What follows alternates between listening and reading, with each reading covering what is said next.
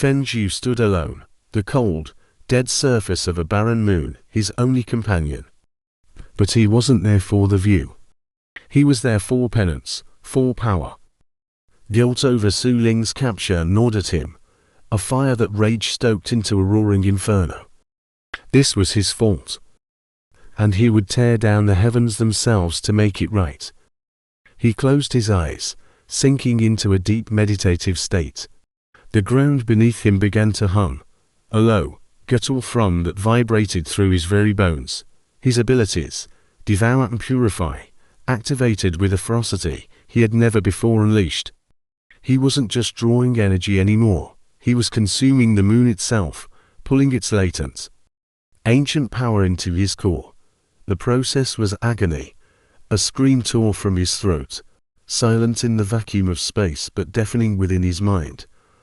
The reality corruption meter, a phantom measure of his own sanity, began to climb. 10%, 15%.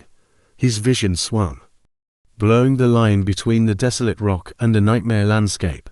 Horrific visions flooded his consciousness, the ancient plague, a sentient miasma that consumed civilizations, and original void devourers, beings of pure hunger that tore holes in reality.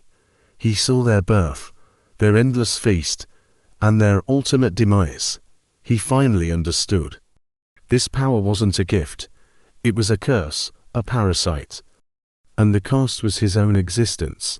20%. The corruption was searing his soul. But the power, the power was intoxicating.